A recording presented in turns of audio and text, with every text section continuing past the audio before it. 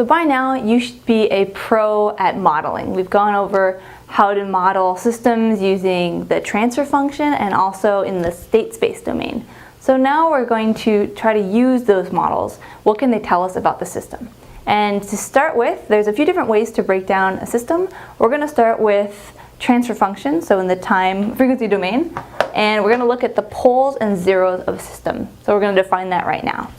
So in a transfer function, we usually have, so we'll say of a plant, some transfer function. We have usually a numerator and a denominator, and usually it's something, let's say as squared plus bs plus c, and on the bottom you have something like alpha s squared plus beta s plus, I'm just going to use gamma because I don't know what the c is in Greek. Alright, so we have some system here, equals, and we are going to use some expressions here. So we're going to look at the poles and zeros of this system. So what are those things? Well, okay, what is a pole?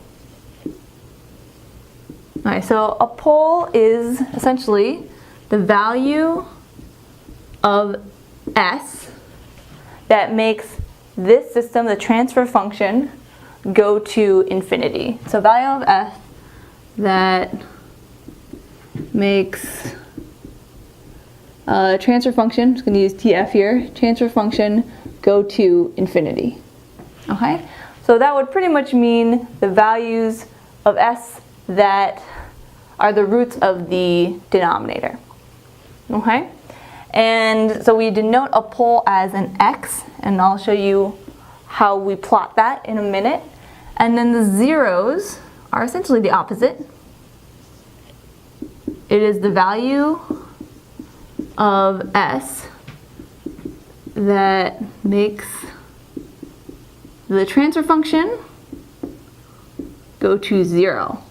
So essentially it's going to be the roots of the numerator here. So the value of s that makes this become 0, or the value, so that's the 0. And we denote that as a circle. And then the poles are the values of s that make this expression, the denominator, 0. So let's just do a quick example. So these are the definitions. We're going to take an example. We're going to use g of s, and we're going to say we did our model and we figured out our system, and we end up with this transfer function, s plus 2 in the numerator, and we put it in our standard form, so we had s squared plus 5s. So if this is our starting function, we can find the poles and 0 of it. So first, let's find the zeros first. So the zeros is going to be whatever makes us 0. So s plus 2 equals 0. Relatively easy. We can see that s equals negative 2 is a 0. So this would be our answer for the 0. And then what about our poles? So we take this expression and we want to make it 0. So s squared plus 5s equals 0. We see we could take an s out of here. So we have s times s plus 5 is equal to 0. So here we actually have two poles. So if s is equal to 0, then that is one of the poles. Or if s is equal to negative 5, we have that expression is also equal to 0. So our poles here would be 0 and negative 5, and our zeros here would be negative 2. And what we can do is actually map these on a, what we call a pole 0 plot.